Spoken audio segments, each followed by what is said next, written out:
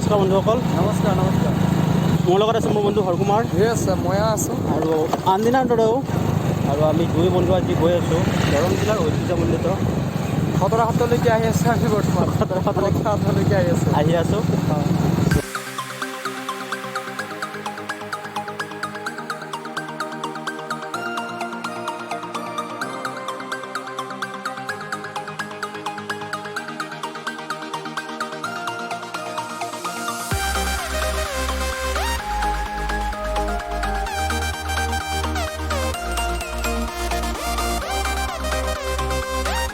দিবলৈ চেষ্টা কৰিম য'তবোৰ নাস্তি। আপোনালোকে ভাল লাগিলে লাইক কৰিব, শ্বেয়াৰ কৰিব, খতৰা সত্ৰৰ যি বৈশিষ্ট্য যি ঐতিহ্য আমি আপোনালোকৰ আগত দাঙি ধৰাৰ কাৰণে এটা চেষ্টা কৰিম।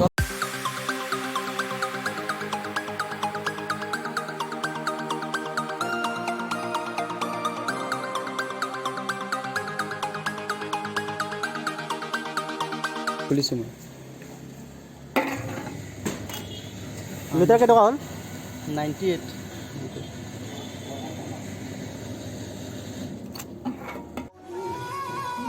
আৰু এতিয়া আমি আহি উপস্থিত হ'লোঁ আমাৰ দৰং জিলাৰ গৌৰৱ ঐতিহাসিক খতৰা সত্ৰত।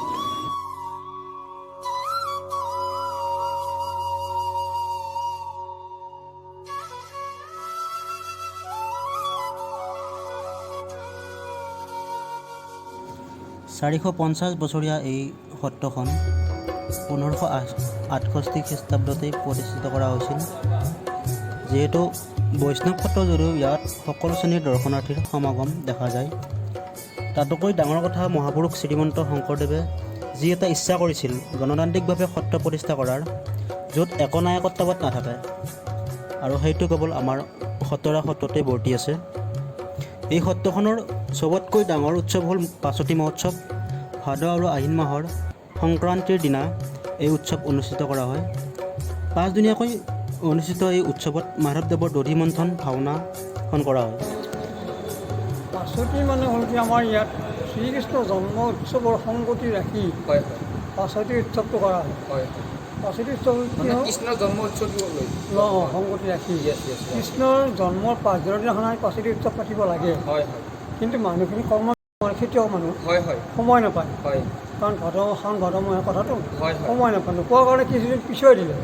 কিন্তু আমাৰ সেই অনুষ্ঠানটো বিশ্বকৰ্মা পূজাৰ লগত একেলগে পৰে।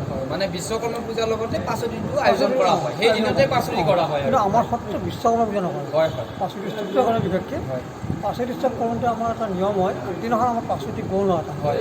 সেই গ্ৰন্থত আমাৰ পানী উঠোৱা, যেনেকৈ পানী তোলে, বিয়াৰ পানী তোলা হয়, বিয়াৰ পানী তোলা তাতে আপোনাৰ দধি মথা হয়। দধি মথাৰ আগত শালখন পাতি ল'ব। এই শালখন দেখিছেনে আপোনালোকে? দেখিছোঁ। সেই শালখন পাতি ল'ব। মানে দধি মন্থন কাৰ্য হয় ইয়াতে। দধি মন্থন কাৰ্যৰ যোগেদি পাছতি আৰম্ভ হয়। দধি মন্থন আমাৰ গায়ন বায়নত গীত জুৰিব। যেনে পাছতি গীত আছে, পাছতি গীত জুৰিব। গীত জোৰাৰ লগে লগতে আমাৰ শিল্পীসকলে নাচিব ধৰিব। গায়ন বায়ন আটাইবিলাক নাচে। দেখিছেনে? নিয়ম অনুসাৰে কৰে গোটেইখিনি কাম। গতিকে সেইটো আমাৰ পাছতি উৎসৱটো এটা ধুনীয়া উৎসৱ, ডাঙৰ উৎসৱ হয়। মানে জনামতে বহুত মানুহ সমাগম, বহুত 20-30 হাজাৰলৈকে মানুহ সমাগম হোৱা ভক্তৰ দেখা পোৱা যায়। সমাগম বহুত। প্ৰায় অসমৰ সকলোবোৰ অসমৰ বাহিৰৰ পৰা জানিব পৰা গৈছে। বহুত দূৰ দূৰণিবতীয়া ঠাইৰ পৰা মানুহ আহে। এটা সমন্বয়ৰ এখন ক্ষেত্ৰ আৰু সমন্বয় ক্ষেত্ৰ। সেই মুহূৰ্তত পাছতি পৰিস্থিতিত যেতিয়া ভিৰ হয়, ভক্তৰ আগমন হয়, তেতিয়া কি ধৰণে পৰিচালনা কৰা হয় আপোনালোকৰ ফালৰ পৰা? আমাৰ ইয়াত কি ধৰণে আপোনালোকে পৰিচালনা কৰে? আমাৰ ইয়াত স্বেচ্ছাসেৱক বাহিনী গঠন কৰা হয়। গোটেই আমাৰ গোটেই সমূহৰ মানুহখিনি ভাগে ভাগে দায়িত্ব দিয়ে। যাতে কোনো বেমেজালি আমাৰ নহয়, যাতে ভক্তসকলৰ বিভিন্ন পৰিস্থিতিৰ সন্মুখীন হ'ব লগা নহয়। হয়। গাড়ী শান্তিত থাকিব, মানুহ আমাৰ বেলেগে থাকিব। গাড়ী সেই পাৰ্টিটো আকৌ ভিতৰত নাহে। ভিতৰত মানে ভাগে ভাগে আছে, ভিতৰত থাকিব, নিৰ্মালিত থাকিব। খতৰা সত্ৰৰ নামাকৰণটো কি ধৰণে নামাকৰণ কৰা হয়? যিহেতু নামটোৱে খতৰা সত্ৰ হৈ গৈছে। নামটো হয়। ঘটনা হ'লে এতিয়া আগুৰিটো ক'ব লাগিব। অলপ চমু কৰি অলপ কৈ দিয়ক। ইয়াত যেতিয়া সত্ৰ প্ৰতিষ্ঠা কৰিব আহে, শংকৰ মাধৱদেৱ দুজনা ইয়াত আহিব সময় নোহোৱাত মাধৱদেৱৰ প্ৰিয় শিষ্য লেচা কণা গোবিন্দহঁতে ক'লে মাধৱদেৱ দুজনাই যে বা তোমাৰ দায়িত্ব দিওঁ দৰঙত সত্ৰ প্ৰতিষ্ঠা কৰিব বৰদৰঙত। এতিয়া দুজনাই ভাবিলে, গোবিন্দতে ভাবিলে তাত অসুৰ স্বভাৱ ভয়ো লাগিছে তেওঁ। ক'লে মই নাযাওঁ তাত। ক'লে তুমিহে পাৰিবা, তাত বেলেগে নোৱাৰে। সেইবুলি গোবিন্দহঁতে পঠিয়াই দিলে। মানে ৰৌতাৰ পৰা চিৰাজুলিৰ পৰা সত্ৰ প্ৰতিষ্ঠা কৰি আহি হয় ইয়াতে দেখিলে যে এটা মানে ভেকুলী এটাই হয় ইহঁতক সৰ্পডাল ঝুলি আছে। হয় হয় তেতিয়া ভেকুলীটোৱে ভাবিলে যে বাপৰে আহাৰে যেতিয়া হেৰি খাইছে হয় সেইটো আধাৰীয়া ভেকুলীটো হয়, কিন্তু হয়। আধাৰে যেতিয়া সাপক খাইছে হয় গতিকে এই সত্ৰখন ইয়াতে বৰ পবিত্ৰ ঠাই ইয়াতে সত্ৰ পাতিব লাগে হয় সেইবুলি ইয়াতে খুটি মানুহ উঠি জংঘল টংঘল কাটিব ধৰিলে ধৰক তেতিয়া মানুহখিনি ক'ত চাৰি খিচৰিত হৈছিল হয় নিশ্চয় নিশ্চয় সন্মুখতে নাছিল হয়, হয়। পাথৰ মানুহ আছিল হয় আৰু অসুৰ চাবৰ চাৰিজন মানুহ আহি সুধিলে হয় যে তুমি কি কৰিছা ইয়াত হয় হয় জংঘল কাটি মাটি দখল কৰিব আহিছা বুলি হয় ভাবি দিলে যিবিলাক আখৰি প্ৰকৃতি স্বভাৱৰ ব্যক্তিয়ে হয় হয় বিভিন্ন মই মাটি দখল কৰিব অহা নাই হয় হয় মই জাষ্ট ইয়াত সত্ৰ প্ৰতিষ্ঠা কৰিব পৰা নাই হয় সেইবুলি আকৌ এবাৰ দুবাৰ তিনিবাৰ মূৰত মাধৱদেৱ Yes. ওচৰত গ'ল হয় গোবিন্দটো হয় হয় য'ত মাধৱদেৱ ক'লে যে বাপ তাত সত্ৰ প্ৰতিষ্ঠা কৰিবৰ কাৰণে বিৰাট দিগদাৰ হয়, কাৰণ মানুহখিনি এতিয়াও সেই আগৰ ব্যক্তি আধ্যাত্মিক চেতনা অহা নাই সেই মুহূৰ্তত হয় কিন্তু মানুহখিনিয়ে মোক মাটি দখল কৰিব যোৱা বুলি হয় হয় কামৰূপ মানুহে দৰঙত মাটি দখল কৰিব হয়, আহিছে, হয়, গালি গালাজ পাৰি হয়। নানানটা কেছ এটা পায়। ভয়াৱহ পৰিস্থিতি আৰু সেই মুহূৰ্তত গতিকে আপুনি এতিয়া মোক গোসাই লাগে হয় নিশ্চয় গোসাই দেখুৱাব লাগিব সেই হয়। মানুহ বুদ্ধিয়ক মানুহটো হয় হয় যথেষ্ট জ্ঞানী হয় জ্ঞানী আত্মিক মানুহ ব্যক্তি আছিলে হয় তেওঁ ভাবিলে ৰ হয়। এই বিগ্ৰহকেইটা হয় অযোধ্যাৰ পৰা আনিছিল তাৰ বৰপেটা হয় হয় ৰামলীলা কৰিলে কৰোঁতে ভাবি থৈ দিলে হয় মাধৱদেৱ গুৰুজনে ভাবিলে এইকেইটাকে দি খেদাব লাগে হয় বিগ্ৰহকেইটা হয় মাধৱদেৱ গুৰুজনে গোবিন্দক দি পঠিয়াই দিলে তুমি এইকেইটাই গোসাঁই বুলি ক'বা তেনেকুৱাকৈ মাধৱদেৱ গুৰুজনে আনিলে তেতিয়া ননৈটো ইফালে দি আছিল ওচৰতে হয় হয় এতিয়াহে তাতে গ'ল হয় ননৈটো যোৱাৰ আখ্যানো এটা আছে হয় তাত ধৰি নাই দি আহিল আহি বৰপেটাৰ পৰা নাই দি আহিল আহি ইয়াতে নমালে নমাই লাহেকৈ ইয়াতে থ'লে হয় পিছদিনাখন উৎসৱ হ'ব ডাঙৰ হয় উৎসৱ হ'ব ডাঙৰ উৎসৱ তাত ধৰি বহুত দূৰ দূৰণিৰ মানুহবিলাক আহিছিল আহি ইয়াতে গোটেই নামঘৰটো তেতিয়া খেদি দুপৰীয়াত আছিল ফিল্ড আছিল এই জংঘলৰ মাজতে মানুহবিলাক বহিছিল হয় বহি সেই নামঘৰত তাৰমানে শৰাই বন্তি দি সেই তেওঁলোকক পৰিষ্কাৰ কৰিব আৰু হয় তেনেকৈ সেই চাৰিজন খত আহিল মোক হয় হয় খত আহি ক'লে ক'ত তোমাৰ গোসাঁই মানে হয় তেতিয়া গোসাঁই ক'ত আৰু গোসাঁই ক'ত গোসাঁই ক'ত আমাক হয় দেখুৱাই হয় দিয়া হয় ইহঁতক দেখুৱাই দিব লাগে হয় আহা এইকেইজন গোসাঁই হয় ইয়াতে যি বিচাৰা হয় যি খোজা হয় সকলো ধৰণৰ হয় মানে ভিতৰৰ যিটো আমাৰ প্ৰতিমূৰ্তি আছে আমাৰ কি মূৰ্তি আমাৰ স্থাপন কৰা হৈছে ৰাম লক্ষ্মণ হয় সীতা হনুমান হনুমান এই লক্ষভক্তি পিছত অনা হৈছে হয় হয় কিন্তু ঘৰৰ ৰামৰ পৰিয়াল গোটেই আছে হয় লেচাকনা আটাই তেতিয়াই আনি আমাৰ ইয়াতে সিহঁত আজিৰ পৰা কিমান বছৰ হ'ল গৈ এতিয়া বৰ্তমান খ্ৰীষ্টাব্দতে আনিছে হয় হয় 1568 68 খ্ৰীষ্টাব্দ খ্ৰীষ্টাব্দতে হৈছে তেতিয়াই আনিছে হয় হয় তেতিয়াই প্ৰতিষ্ঠা আৰু তেতিয়াৰ পৰা সত্ৰ কাৰ্যকলাপ সত্ৰ হিচাপে মানি লয় আমাৰ সত্ৰাধিকাৰ অলপমান বস্তু নহয় গোবিন্দ হয় হয় সেই সত্ৰীজনে শৰণ ল'লে গোবিন্দেশ্বৰ গুৰু হিচাপে আধ্যাত্মিক শক্তিটো অলপ মানে আহিল।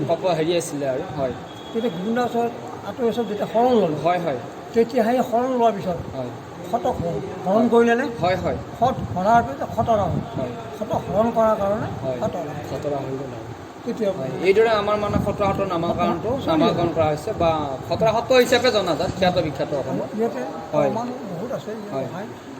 মানে সাত্বিক হিচাপে ভাবিলে হয়। কায় বাক্য মানে ভাবিলে হয় যি বিচাৰে তাক দিয়ে এতিয়াও দিয়ে হয় আৰু আপোনালোকে এইটো নিশ্চয় গৌৰৱ কৰিব পাৰিব আমাৰ যিসকল ভক্ত ইয়ালৈকে আহে তাহাঁতৰ শাৰীৰিক মানসিক আধ্যাত্মিক সকলো দিশতে লাভৱান হোৱা হয়, দেখা হৈছে, গৈছে বহুতেই হৈছে হয় হয় বহুতেই হৈছে কাৰণ আমাৰ স্থানীয় সমাজ ব্যৱস্থাবিলাকো কিছু শিক্ষাৰ দিশত সতি সন্ততি পাইছে হয় হয় কাৰোবাৰ তেজ মঙলা হৈছে হয়। ভাল হৈছে কাৰোবাৰ মানে বহুত মানে বেমাৰ হয়, বিভিন্ন মানে সমস্যাত মানে সমাধান পোৱা দেখা যায় আৰু মানুহ ইয়াতে আহে আৰোগ্য হয় হয় হয় বা সমস্যাবিলাক সমাধান হয় সমাধান ৰঘুনাথে সমাধান কৰিছে হয় হয় যে মানুহে কৰা নাই বা আমি কৰা নাই হয় ৰঘুনাথে তেওঁ ভাবিছে কায়া বাক্য মানে হয় গতিকে ভাৱন্তক দৰ্শন কৰোঁ আপুনি আমাৰ কি ধৰণে আপুনি ইয়াতে আমাৰ পূজা অৰ্চনাত আপুনি কি ধৰণে আমাৰ ভক্তসকলক আনন্দ দিব বিচাৰে এই ধৰণে দুটা আপুনি সত্ৰৰ দিশৰ পৰা কৈ দিব এটা শ্লোকৰ যোগেদি কৈ দিব আমাৰ ভক্ত দৰ্শকসকলৰ দেখি কি আৰু কিন্তু কি দিব যাদৱ বৰাই ব্ৰহ্মাণ্ডৰ ভিতৰত যত বস্তু আছে সমস্ত মত পায় হয় হয় হা কিবা মই আসন দিব নাৰায়ণ হয়। গৰুৰে যাৰ বাহন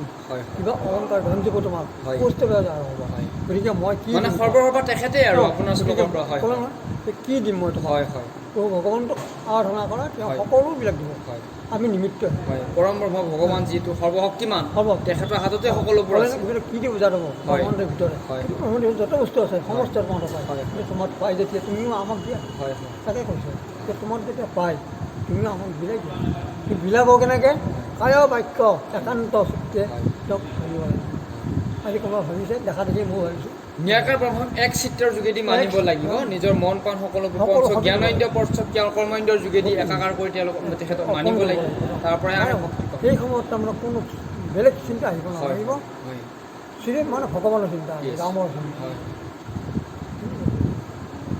দৰং জিলাৰ ভিতৰতে এখন অন্যতম এখন অন্যতম সত্ৰ এতিয়া দৰং জিলাতে বুলি নহয় দৰং জিলাতে গোটেই অসমৰ